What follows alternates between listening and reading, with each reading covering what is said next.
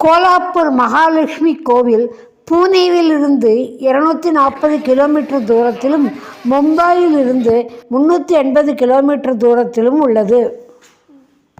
இக்கோயிலில் நடைபெறும் மற்றொரு அதிசயம் ஆண்டுக்கு இருமுறை வருகின்ற கிரணோத்சவம் என்ற விழாவாகும். ஆண்டுக்கு இருமுறை ஜனவரி 31 முதல் பிப்ரவரி 2 வரையிலும், நவம்பர் 9 முதல் 11 வரையிலும் ஒரு சிறிய சாளரத்தின் வழியாக சூரியன் தன் மறைகின்ற கதிர்களால் தேவியின் முகத்தை ஒளிரச் செய்கிறார். அந்த நாளை காண்பதற்கு கோடான கோடி பக்தர்கள் இங்கு குவிகிறார்கள். இங்கு ஒவ்வொரு நாளும் விழாதான். கோவில் மணி ஓசை, மந்திர உச்சாடனம், பூக்கள், தூபங்கள், காணிக்கைகள், இனிப்புகள், தாள மந்திரங்கள், ஆரத்திகள், அபிஷேகங்கள் இவை எல்லாமே ஆழ்ந்த ஒரு ஆன்மீக சூழலை இங்கு உருவாக்கி